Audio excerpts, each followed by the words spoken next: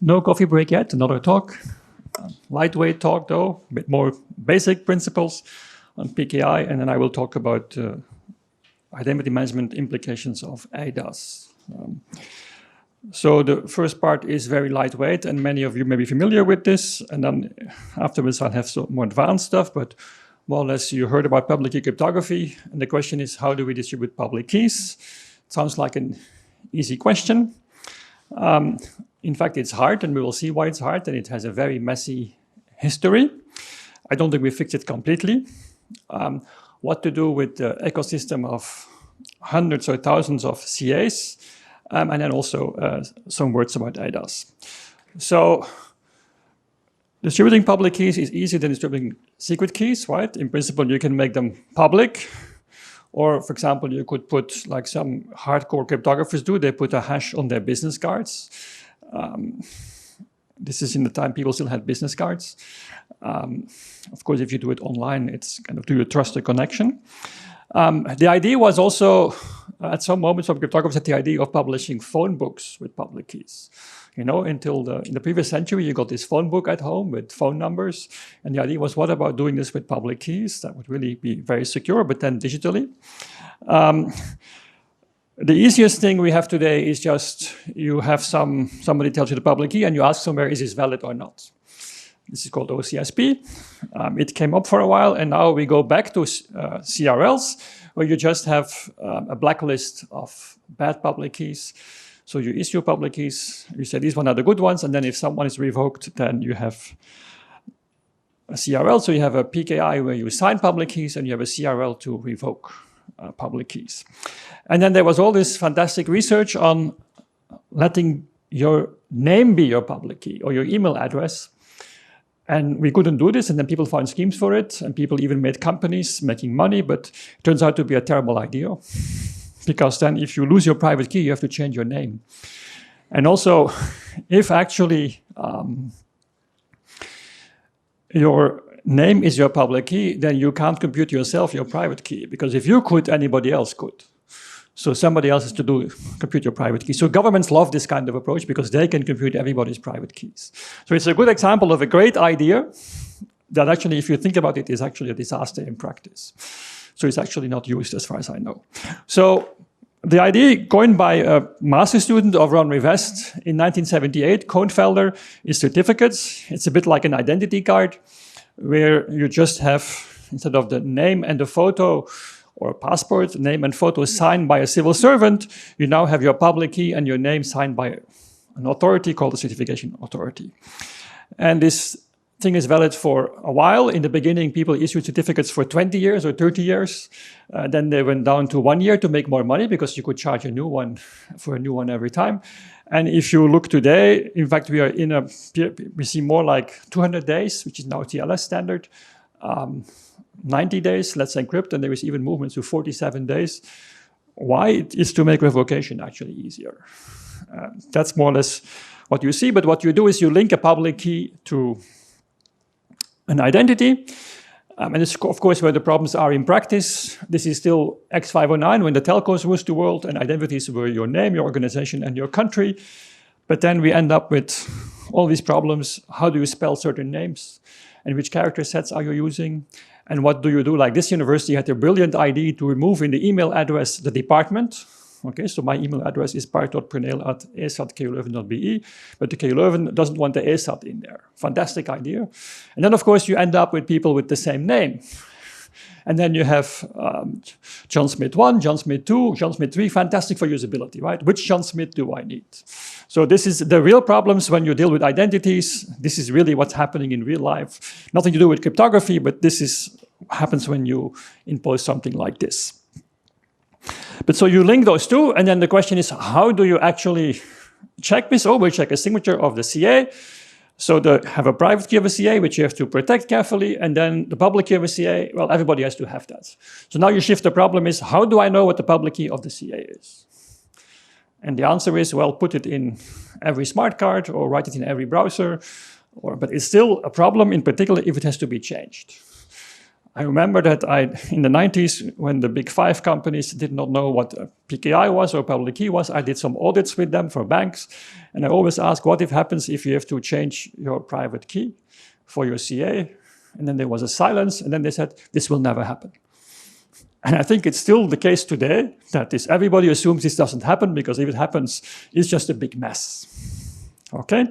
So the idea by Kornfelder was also to copy the idea of credit cards. So in the 80s, the shops received every week a list of blacklisted credit cards. So these were stolen ones. And so this is actually a CRL. So every day, the CRL will publish a signed list of serial numbers. So for privacy, you're not going to give the names of people, but serial numbers of revoked certificates. And this was all working for an offline world. So you should remember that this was conceived in the 70s and the standards were written in the 80s, and the world was offline. So this is all done for an offline world where the telcos were ruling. It's not so surprising that this actually doesn't give us many problems in an online world, and that we probably have to rethink these things. So the idea is that it also does, you have full key lifecycle management. Of course, you have to generate keys, you have to issue certificates for those keys, then you use the key, certificates are validated, keys expire, and you have to get new ones, and this is lifecycle management. This is what you should do for every key, but in particular for keys that are certified for public keys. So the idea is that a PKI can do all this for you, can manage all your public keys, and this is all integrated in one process. It sounds very simple, but then if you look at the details, you end up with dozens of APIs and standards which are very long, because there was at one moment a very lucrative PKI business. I think it's no longer very lucrative, but just to give you one idea, Mark Shuttleworth, the guy behind Thought, a certificate company, he made so much money he would actually go on the space shuttle with this money. So I think the total market cap of all the PKI companies at some moment was, I think, like 50 or 100 billion dollars. Well, it was clear it was never going to make so much money, but that's what was happening. So the idea was we're going to deliver this infrastructure, like every building has electricity, has water, has network, and also has a key infrastructure. That was the vision behind this. So also the vision was to have one infrastructure for all your keys, whether it was email keys, web keys, desktop keys, enterprise resource planning keys, VPN keys. I like this slide because it shows you how wrong people can be. Of course, this never happened. We could actually separate infrastructures. Some companies got some PKIs for some of their own applications, but I still hear from some banks that while they're doing the post-quantum migration, they keep finding new PKIs created by engineers at some stage when the bank made a new application. Somebody need public keys, oh, let's do a PKI. And then in fact, some guys somewhere in a business unit were running a PKI without even security people knowing about this. And now with the post-quantum migration, people discovered this. So it's never happened. So PKI always became complex, and there were many. Also, because there was a lot of money involved, everybody had their own standards and tried to lock in their customers. So this, if you have to read standards, they're very long and complex and have many options. It's very good for academics. We can make money in patent lawsuits of who has violated which patents or who has stolen ideas from whom, but it's very ugly if you have to read this stuff. So the CA, more or less, you shift all your problems to this. So it will issue a certificate, so it has somewhere a signing key. Ideally, this is offline. You don't want this to be on the internet and be hacked. That happened in the Netherlands with DigiNotar. And this is also why some institutions, it's very typical to have intermediate CAs, which are online, which are certified by the root CA, but the root CA is offline. This is what you typically see in high-value infrastructures. This is expensive. You need a building. You need guards with machine guns and dogs. You need physical security. You need, of course, so it's expensive stuff to have. In fact, I already visited 2 CAs. I think not many people actually are allowed to go into CAs. And normally no visitors are allowed in these places. It's expensive, but of course the business model was we're going to issue billions of certificates. We'll charge a few $100 or a few tens of dollars per certificate. So in fact, this investment of a few million per year is peanuts compared to all the money we're going to make. And of course, you need to have a policy because cryptographers see a certificate as a link between an identity and a public key, but a lawyer sees a certificate as a contract. That contract says what will happen if something goes wrong. And these contracts are actually like 100 pages long. Nobody reads them. And the bottom line is I still don't know a case where any CA company paid money for liability of something they did wrong. So the more or less this thing says, pay us money, you get a certificate. If something goes wrong, we have nothing to do with it. That's more or less what happens. So you have to have a database. This was conceived to be the X500 directory system, which was the... So in the 80s, you had X400, which was something like email, but it didn't work. And then you had X500, which was like the digital phone book. And so they made also a database directory for certificates, but that was also very complex. So the only thing we kept from X500 is X509, which is certificates format, which is also horrible, ASN1, very hard to implement and to verify your implementations. But so the internet people then invented LDAP. So LDAP stands for Lightweight Directory Access Protocol, unless X509, which is the Heavyweight Directory Access Protocol. Nobody calls it like this, but that's why we have the lightweight. It used to be a big deal to have such a database in the 80s. It was challenging to have a database with 1 million entries. Now you can run this on a Raspberry Pi, right? It's kind of today, this kind of thing is no longer a challenge at all. So you have to have CRL publishing. So ideally it should be automatic, that somehow CRLs are collected and signed and distributed. Of course, there is a manual process there. How does something end up in the CRL? So you have to have a hotline, and then you have to identify people, but then they lost their keys. So how can they identify? This is all the real problems of the financial sector or of general the business. But so more or less, you should publish CRLs, and applications should actually check this. And of course, you don't want users to deal with this, right? So this whole business started in the mid-90s. So the term PKI was coined by Entrust, the company that still exists, I think around 95, 96. And this industry made very big market valuations, was officially on paper was worth tens of billions of dollars. And then it turns out that one of the main companies in March 2001 issued actually fake certificates, so certificates to fake Microsoft employees. It could be used to undermine all Microsoft systems. And then, okay, that's fine, we discovered this, so we'll revoke the certificates. It turns out that Microsoft Internet Explorer didn't check for CRLs. That was too slow. Nobody did that. So there was all this kind of infrastructure where you depend everything on these public keys and on the CAs and on the trust, but then actually doing the checks was too expensive because the internet was slow and downloading the CRL was slow and checking it was slow. So in fact, it turns out that actually Internet Explorer had to bring out an update in which they did CRL checking. Key updates, of course, should be automated. And in general, if users see anything with the word certificate or public key, then you failed. But this was, of course, something we didn't understand or the industry didn't understand in the 90s. There was even encryption software that asked for users, choose your public key exponent for RSA, right? This is how people were thinking in the 90s about security, nerds implementing stuff. I guess we've now understood that users don't understand keys, users don't take cryptography courses, they don't know what certificates and keys are, and they should not see them. Okay, so backup is a very important problem because if you encrypt all your stuff and then something goes wrong or your employee leaves the organization, you get their PC back, then how do you get back to the data? So if somebody is working for a company, you want to encrypt the data, but somehow somebody has to have access to the keys in case the employee leaves the company or in case of an incident. Initially, this was all password-based, so it was even a bigger problem because employees forgot their password and they couldn't get to their data anymore. So today, it's more token-based. But then, of course, if your token breaks, we discussed the access tokens, so then you have that problem. So today, I would say you don't lose your data anymore, but your data is encrypted in the cloud somehow, and then you more identify users based on public key technology. But still, you need to have somewhere backup of keys, which means that somebody has access to your data. So of course, the employee themselves, maybe their manager, but also the sysadmins, someone have to get access to the data, so you have to have processes for this. So you don't want to outsource this. It's actually very interesting because some of these slides are from Entrust from the late 90s. So not reliant on third parties. This was before the cloud was invented, right? I think it's very funny to use those old slides and see how people were thinking in the 90s. So you should not rely on third parties. It's really an anachronism today.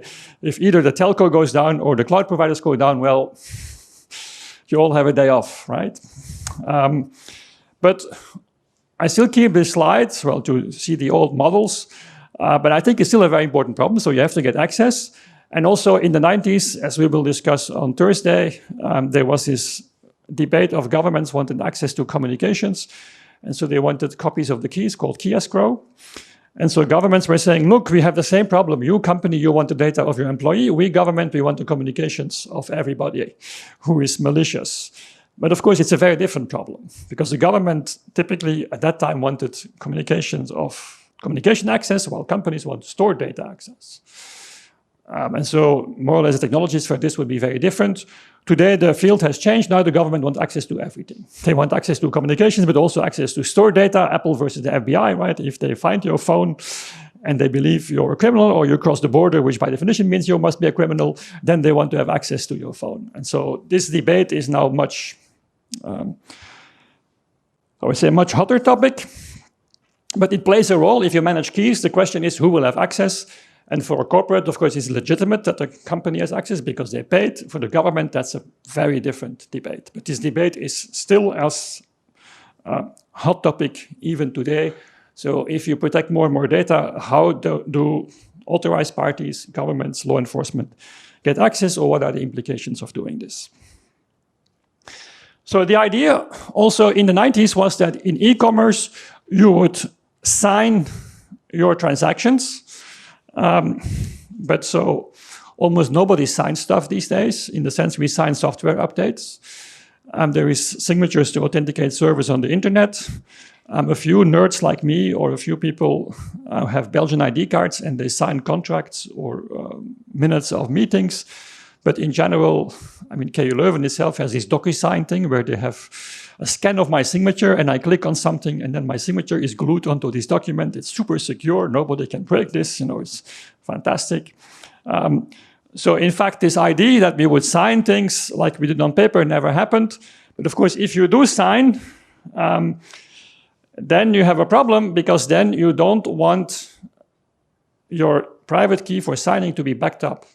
Your private key for decryption, you want to be backed up because if you lose it or if you leave the organization, somebody else has to get to this key. But for signing keys, you don't want this. Why not? Because if there is a backup of your key and you sign something important, I can always say, oh, but the sysadmins got the backup and signed in my place. Okay? This was the thinking, at least at the time. It's very ironic today. Several governments in Europe are going to roll out this wallet. I will discuss at the end. And many governments choose for an architecture where there is actually a central HSM that signs everything for everybody. So in fact, we've kind of abandoned this idea that you should be in control over your key, and more when the government says, we can sign everything for you, we will control access to this HSM with your identification, but we'll have the keys. That's much safer. So it's actually interesting how the thinking has changed there. But I still think it's not good to have backup of signing keys. You need backup of decryption keys. But actually in the 90s, people used the same key, the same RSA key for signing and decryption, which is kind of a horror. If you do this now in your crypto exam, then you fail. It's no longer accepted. But of course, these keys have different policies and different requirements in terms of backup. So something about timestamping. So if you live in a world where people sign stuff, and I think eventually we move there. We will move there. I think it's clear that hopefully at some stage we will move away from these DocuSign solutions where somehow your signature scan is glued on a PDF. By the way, there is also companies that have no commercial interest. There's companies that actually do use the ID card in Belgium to sign contracts and documents. But so of course, legally, if you sign a document, you should add the time, okay? And of course, also in business, you have to do this. You have to know when something was signed, if only to know which regulation applies or which VAT has to, on which quarter the VAT has to be paid and so on. So this is very standard. And so technically, you also need for revocation because imagine that you sign something with your secure infrastructure and then afterwards your key is compromised. well, clear that the signature is valid, right? Because it was signed before the compromise. On the other hand, if your key is compromised and then suddenly a signature shows up, it's clearly you actually did revoke and you said, oh, my smart card was stolen, my identity card, and somebody must have guessed my PIN code, or I wrote it on the back of it, whatever, what people do. So in this case, if you called the helpline or you revoked your keys, then you're not liable. So how do we distinguish these scenarios? I guess the easy thing, it's a question to see who is already awake. Why can't you just add the time to the signature? Yes. Of course, the bad guys will just put a different time in the signature and would put a time before the breach report in the signature. So you need an independent authority to attest that a signature was actually made at a certain time. And if you check a signature, you should check the signature, you should check the certificate, you should check the CRL, and you should check the date that this time-stamping authority has really done this. So you would need time-stamping services. They exist, but nobody is using them, more or less. That's the bottom line. So kind of we have this model and we have all these standards. At some moment, the European Commission made a regulation, or a directive actually, in 1999. They were worried that every member state would have a different standard for signatures. And so they made standard, which is like 30 centimeters of paper of time stamping and signatures and algorithms and whatever. But in the end, nobody actually bothered to use this stuff. But there is, of course, time-stamping services available, and if you think about it, you need it, but it's kind of, we'll get by, let the government sign everything for us. We have some logs for timing, so kind of people take everything very seriously until it starts costing money, and then they find actually cheaper ad hoc solutions. So, but in general, the concept of a certificate is very simple, and of a PKI. But so you need a CA, you need revocation, we'll come back to that. You need a directory, you need backup and recovery, you need repudiation support, so time-stamping services, you need key update, you need management of all the functions. As you have multiple PKIs, you need cross-certification, and then you need to integrate all your software. So this is why I think in the late 90s, every bank had 5 PKI projects. About 10 years ago, every bank had, or every large institution had 5 blockchain projects, and now every institution has 5 dozen AI projects. So this is kind of, the PKI was the hype at some moment, and people thought this is going to solve all problems, but it turned out to be very complex. Yes? Isn't there something missing there? Because nowadays the major issue that we're facing with our PKI is the registration. Yes, I mean, I kept it simple, indeed. There was a slide on this, but I somehow, because of the interest of time, there is also registration authorities, because even in the original model, you can't all fly to Geneva, where CCITT, now ITU, was to get actually your keys. So this is indeed something else which is there. In companies, this kind of works, right? You have to, typically most companies still have an office where employees show up at some moment in their career. Although I had students who started working for US companies in the pandemic, and then they left companies, so they worked for a US company and they've never been to the US. So that's indeed also, how do you link initially a person to a key? But I skipped that because I want to tell many other things, but indeed it's actually much more complex. The main message of this slide is it's complex. And it covers standards, and so you think, oh, this is easy, but in fact, you have 1,000 pages of standards and dozens of APIs. I mean, Paul van Oorschot, writing a new textbook on cryptography, and he made a very nice inventory of everything you need. So you have PKI certificate management protocols, software initialization protocols, operational protocols, and private key management protocols. So it's actually a whole army of protocols you need. It's actually very complex. And the good thing is there is standards, but it's all quite messy and complex. So IETF did a good job in taking over from CCITT, because more or less CCITT, when this happened, CCIT had lost its power, right? There was in the late 80s, there was still a monopoly, and people were still using only official telco services, no internet. But then internet took over, and so IETF profiled some of the CCITT standards, and then made, of course, a lot of them of their own. There is a whole army of standards that specify things. And so far, they've been quite stable. So the big update now is, how do you make them post-quantum? Because, of course, all of them assume RSA. As we will see, even some of the horrible ones still use the term RSA decryption for signing and these kind of things, so very 80s stuff. But good news is there is a standards.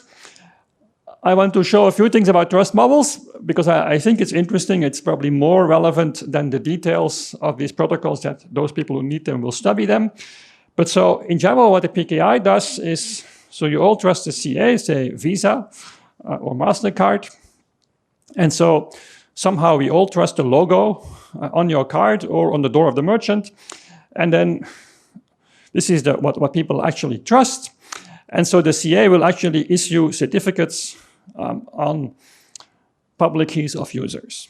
And so the trust is the dotted arrows go up to the root CA and everybody trusts this. So for practical reasons, this doesn't work. And even CCITT in the 80s, as I said, they didn't expect that everybody would go to Geneva. So there would be actually, CCITT would be the root. And then they would, at every country, there would be a national CA. And so the idea would be that CCITT would issue certificates for the intermediate CAs at national level, and then they would issue certificates for the users. And at that time, you could still imagine that you had to go to your telco provider. I guess in Belgium, of course, telco provider had offices in every city. So you would have been able to go to a monopoly provider and actually get your key right. So that was the vision, but everybody would actually trust the root CA. So we still have this model today, a global PKI. There is only one, as far as I know, which is the one in the EMV system, right? Where everybody trusts the logos of European MasterCard, Visa, and the others. And the subordinate CAs are the banks, and then the users are the card holders. But the trust is in the logo, and it's Visa and MasterCard that enforce the policies on the banks, and the banks set the rules for the users. But of course, that only works if there is a global system, a global standard, because if you have a MasterCard, you want it to work everywhere, and you don't want to have a different card per country.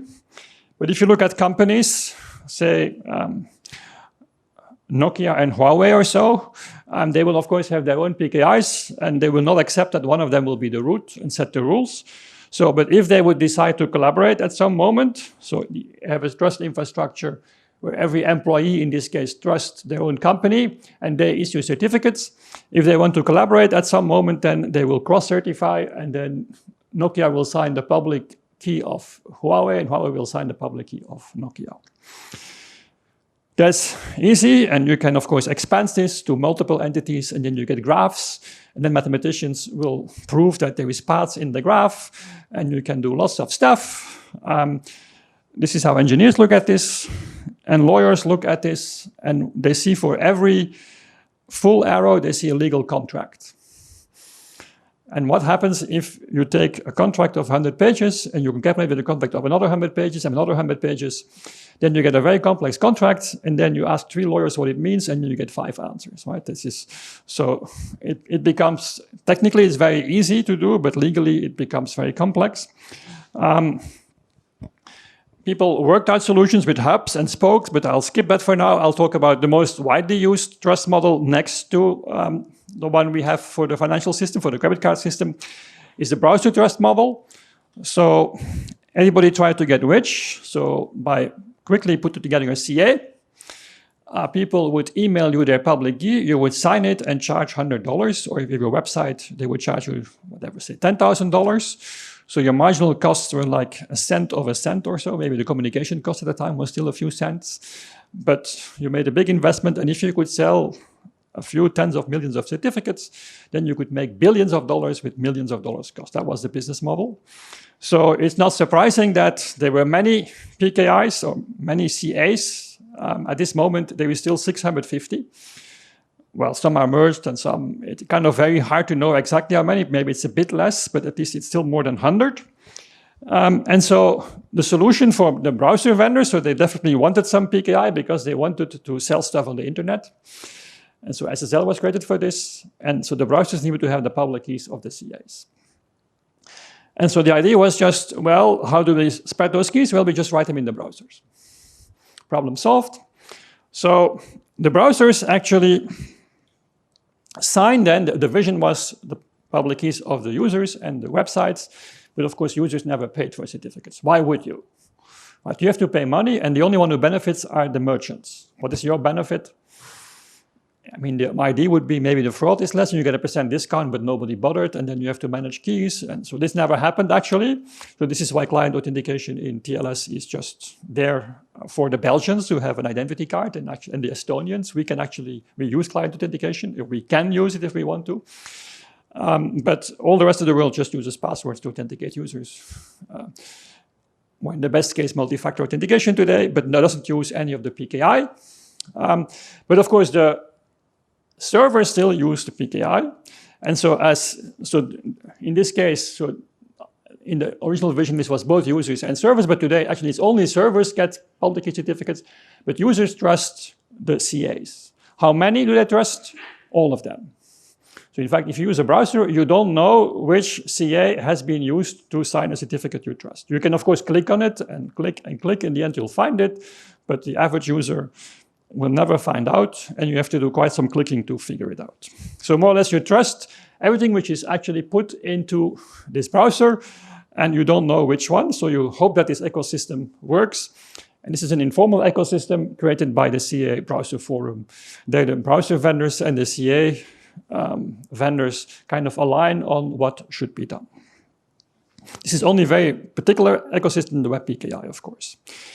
So, CA Browser Forum, if you open your browser, you will find 650 CA certificates. So nobody signs them, so they sign themselves. It's like pulling yourself up by your own hair and saying, I will tell you that I'm good. It's actually not worth anything, but the fact that they're in the browser, of course, there is some process before, as a CA, you're allowed to be in the browser. Similarly, as there is a process before a bank, you can join the EMV system. You cannot just start this. And there is actually also a common CA database with information about CA. So you can actually go to your browser. If you click a few times, you can find all those hundreds of companies, many you've never heard. And if you visit certain countries, you may find that you have more CAs in your browser suddenly, if you clicked a few times on accept. And so it means that you trust all these things. Okay, so one of the good things that came out of Let's Encrypt, so after the Snowden, so more or less, I will show more slides about that later, but so after Snowden, it was decided to make a free CA, to have more servers offering secure connections. And so also one big contribution was the automatic certificate management environment to actually make it simpler to get certificates, because there were some usability tests even 15 years ago. Even if you were a sysadmin and you got first a training of 1 hour and then you had to install a web server and install the certificates, many people still had problems or failed to do it properly. And so a very big benefit of ACME is that now it's a lot easier. You also have to understand, and we'll come back to this, there is two things, which is domain validation, which is certificate for a domain, say kuleuven.be. And then there is also a certificate for an organization, which would be, in this case, it would be KU Leuven as a university. But like if you have a company, you can have as a company entrust.com.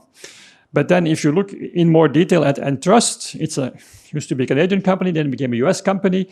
But Entrust has offices in the UK and in Germany. And so in fact, the organization Entrust legally, from the Chamber of Commerce, can actually be different depending on which country you're in.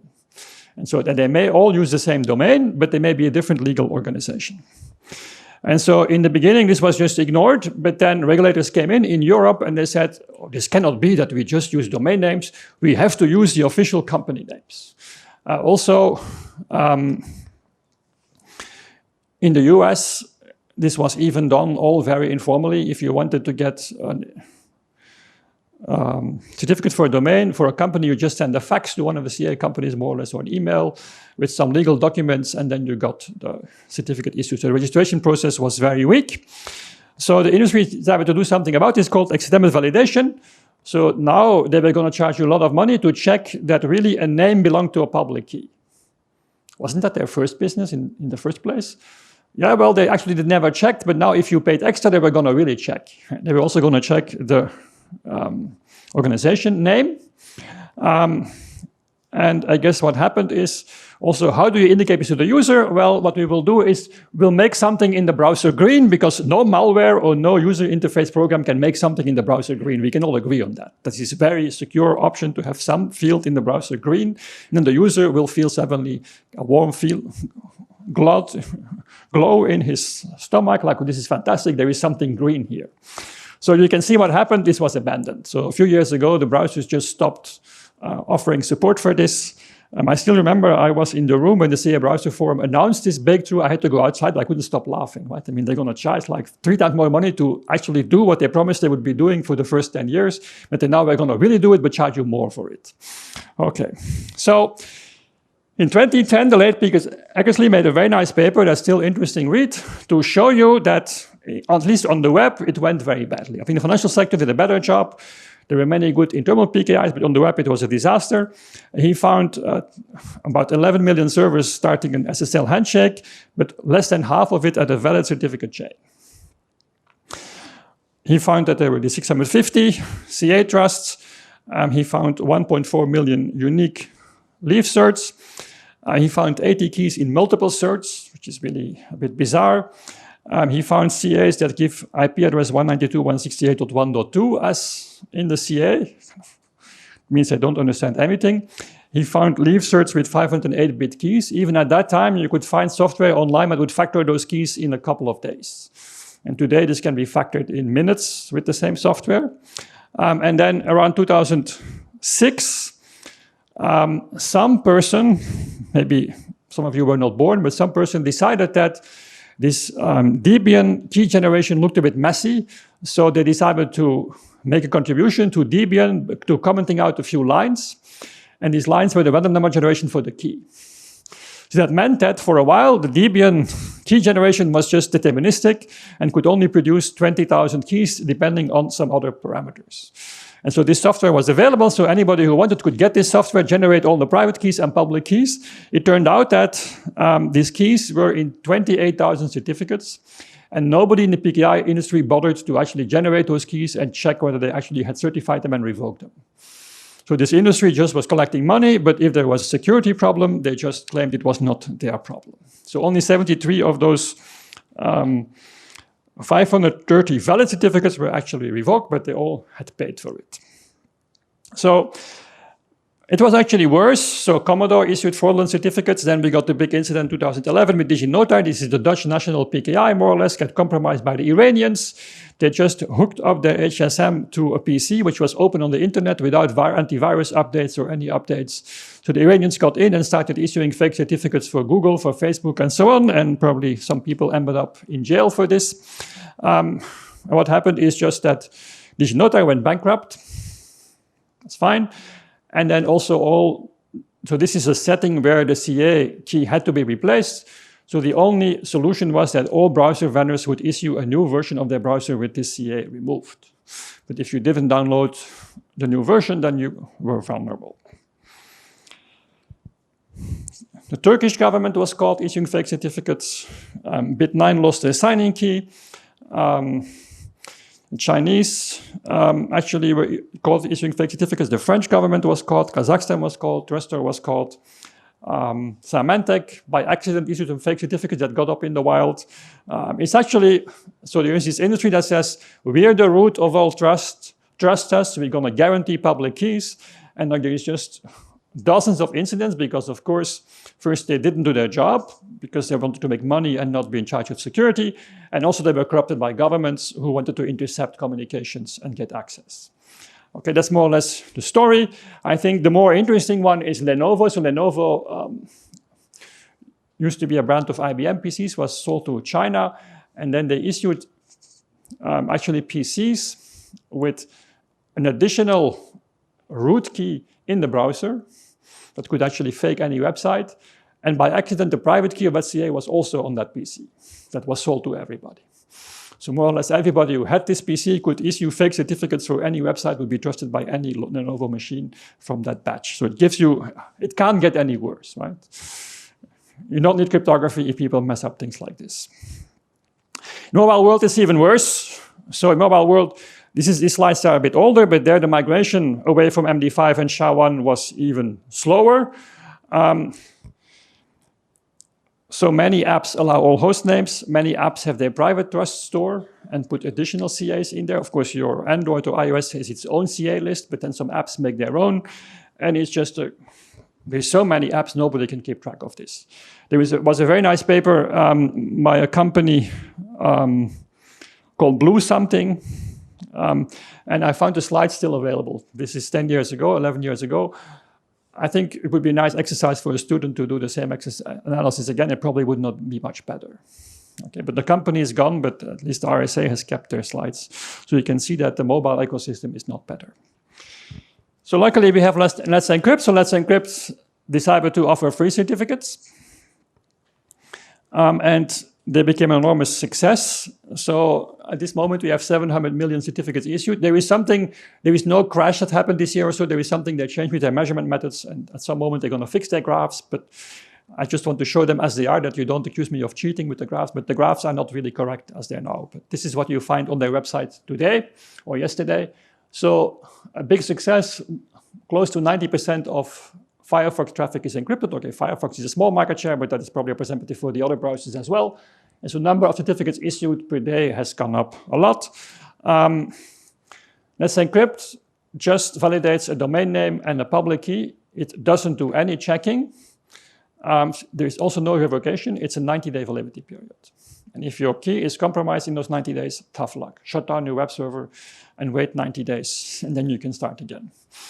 So it's, of course, a consequence of the model of being free. You can, of course, also go to Let's Encrypt and get a certificate for paypal.com with the last L replaced by a 1. And Let's Encrypt will happily sign this. That's not, they just say, we tell you that a domain name links to a public key. That domain name may mislead you into believing that you're at PayPal, but that's not our problem. You need to have other solutions to deal with this. Very pragmatic. So after DigiNotar, this was even before Snowden, there were quite some efforts to improve things like Dane. Dane was actually the idea of having DNSSEC. So there have been various efforts to improve the DNS system. I still think it's not a great success, and I think post-quantum is going to set it back again. So it's actually kind of amazing that the basic system that maps a domain name to an address is still kind of shaky, right? I mean, we say, oh, everything is important, but in the end, those kind of things, we struggled to get this right, and the idea was to bootstrap on this and get together with the domain name also a certificate or a public key certified. That kind of would make sense, but given that we don't get DNSSEC off the ground, this is not a major issue. In CA authorization, if you think of the DigiNotar case, so in DigiNotar case, DigiNotar, a Dutch company, issued certificates for Google and Facebook at the time. Well, Google never would think of asking DigiNotar to produce a certificate for its site. So Google could actually say, we only recognize those CAs. Or certificates for Google.com can only be issued by the following CAs. Okay, so this is called CA authorization. At this moment, well, this is 2 years ago, it's like only 15% of the sites bothers doing this. So you can, as a site, limit by whom you can be certified. But again, most sites still don't do this. I guess most of the big ones may do this. Then you have pinning. There, this is something which you find is, for example, used by mobile apps and more applications, is that once you see a public key and a certificate, you actually store it locally, and if it changes, you warn the user.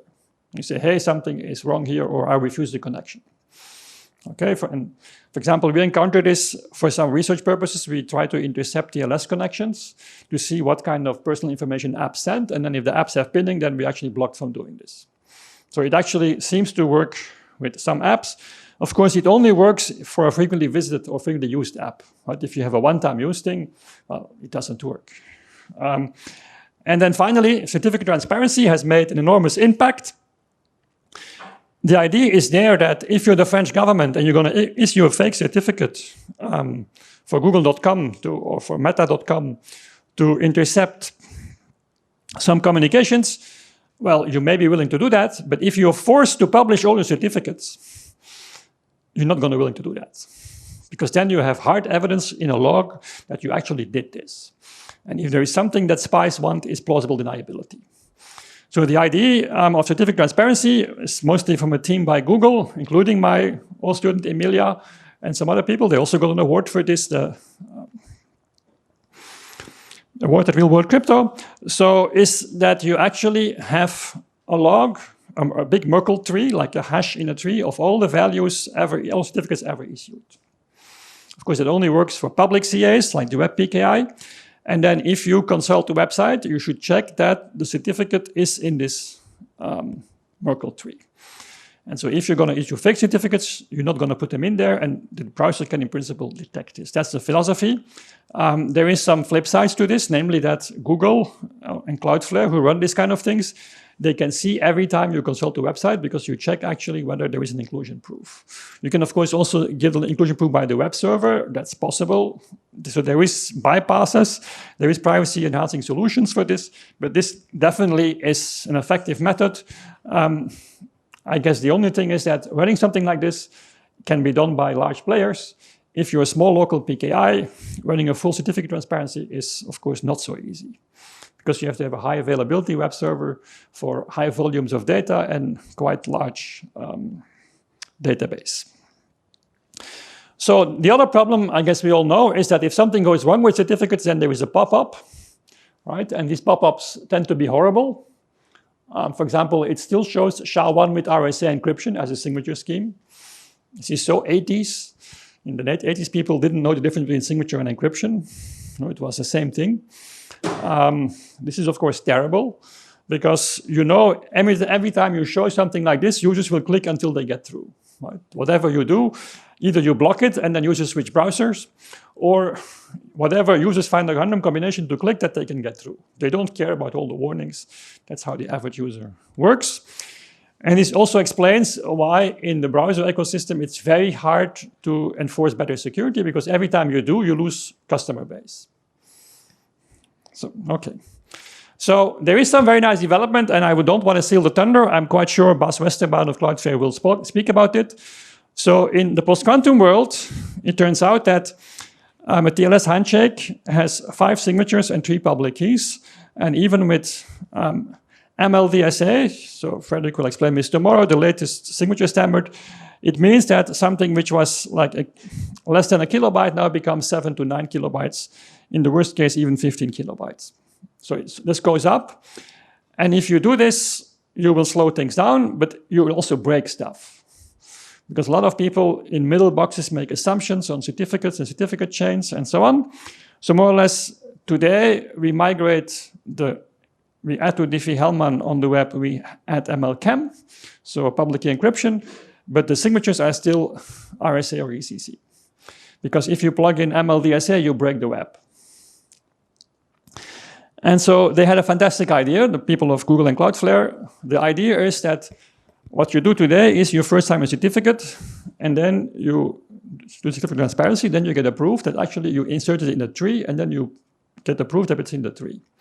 And their idea is to swap the order. You first put your certificate in the Merkle tree, and then you provide a certificate to prove that this thing is in the tree. And it turns out that this is much shorter. So you have only 1 signature, 1 public key, and 1 inclusion proof. And if you can predistribute the key, the 3 heads, it can be even shorter than the current certificates. So even with the current new post-quantum algorithms, if you roll this out, you may get a more efficient solution that by default includes transparency. So sometimes, it takes a thing like post-quantum to make people rethink everything, because PKI was invented in the 70s, and we were still struggling with this. And in fact, if we take all the improvements and turn everything upside down, we get actually a better system. And so this, I think, is very beautiful. So this is being standardized now by IETF. Again, it may be challenging for small PKIs to roll this out. It's not intended for private PKIs, but it may solve the problem for the web PKI. Given lack of time, I will skip the PGP stuff, but in general, so the big challenge of PKI is revocation. Issuing stuff is easy, but revoking stuff is hard. And how do you do this? This is really where the pain is. There is the option of indicating valid certificates. So this is a short lifetime certificate. We're moving toward this, to shortening the lifetime. and then you don't revoke. Or you can indicate invalid, like CRL, or you can give a proof of status, and there OCSP was the winner. So I'll summarize the discussion. We started with nothing. Then we got CRLs and optimizations of it. Then we got OCSP, where you asked for the status. Then we got OCSP stapling, where actually the web server asked for the status in advance and sent it so you didn't have to ask. And if I'm now hearing what people are doing, they're moving back to CRLs. So this more or less, everything comes back. So that's more or less a summary of those slides. I'll skip them indeed. You can get the details later. But so in general, PKI is complex because the technology is complex. You have all these interfaces. You have to integrate with applications. And then there is also this ecosystem of multiple PKIs with all different views. And so depending on the relationship, you may want to have a PGP style, or you can also say it's slightly simpler, but also in Signal or WhatsApp. In fact, you decide whether you trust somebody. You get a message, somebody got a new phone. Do you trust this? And you're supposed to actually check with that person that they really got a new phone. That is not the NSA that actually does some stuff. But this is kind of, you can let the users do this kind of stuff. You can have the browser model where we say we're going to have one industry, and they will tell you what's good and bad. You have the hierarchy model that works in the financial sector, at least for the credit card system. And then you have the enterprise model, which works between companies. But so this idea of one PKI from the 90s, it never happened. But also people said PKI is dead. Well, you can't do cryptography without keys. And to have secret keys, you need public keys for large-scale systems. And to have public keys, you need certificates. And in some way, you will always need some way to certify public keys. But nature of PKI may change. So we can't get rid of it, but scaling it up to a large scale is very hard, and revocation is always the hardest. It's very easy to give out stuff, but recalling it, this is where the bottleneck is. Okay, then I had a few minutes left for ADAS. So more or less in 1999, the Commission made a directive because they were worried that every country would have a different means of digital signatures. So they made a directive, and it led several countries like Belgium and Estonia to issue ID cards. Also Germany did this, but they were optional, so people didn't use them. And then the Commission was very unhappy because in the end, every country had their own stuff.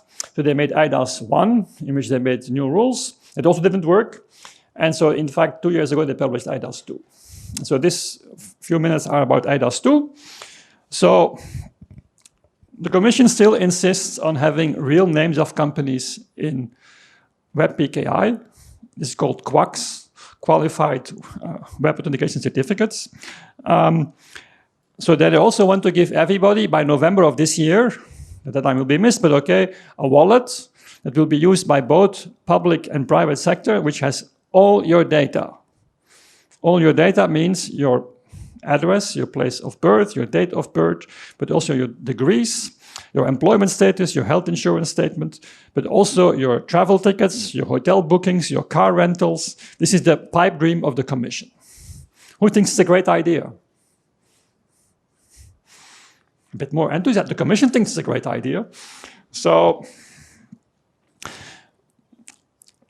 it actually got voted. There was a big debate about this. So the wallet will be rolled out at this moment.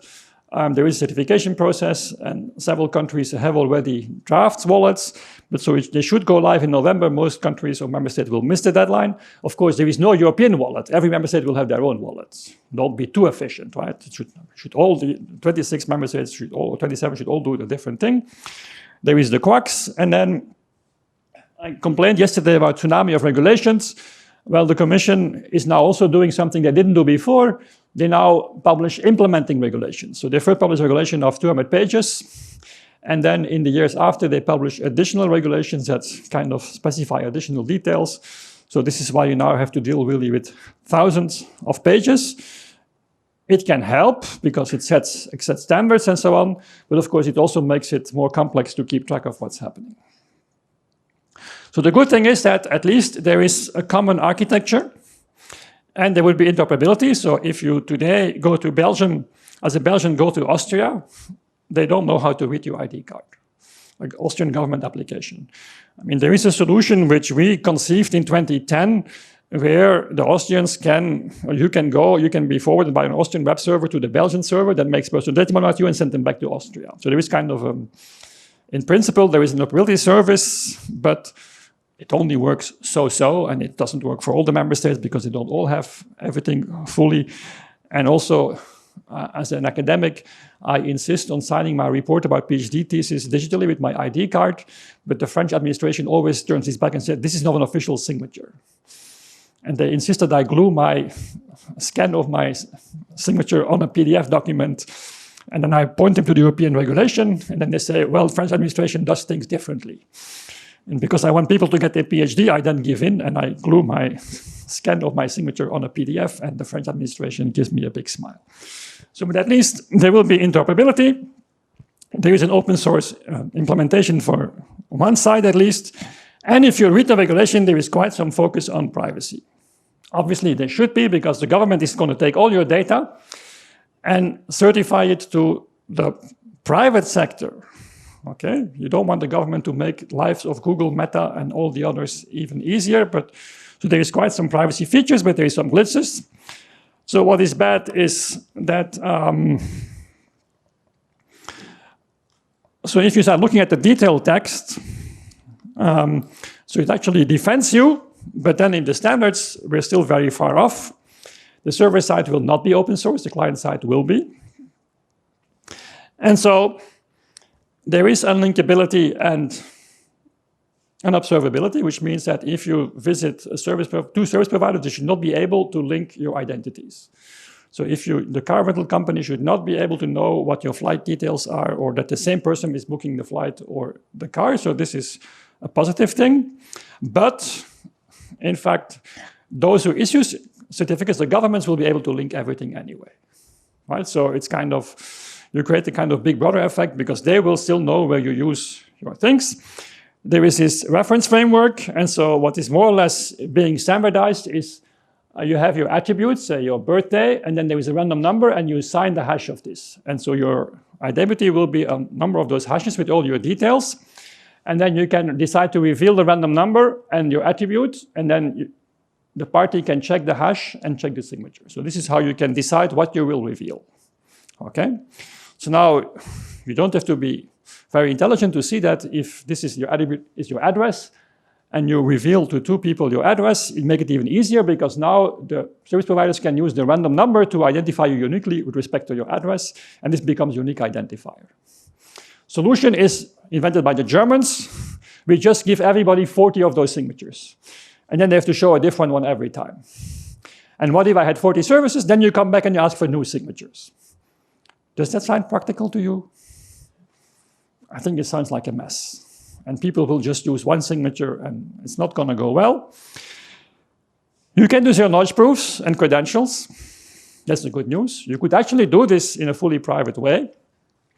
But it turns out that what you need to have is binding to a wallet. So the member states want that you can only have your identity on one phone, not on two phones, because then you could give it to somebody else. So it is bound to one device, and all devices today have ECDSA signatures, and we don't know very well how to bind things to ECDSA with zero-knowledge proofs.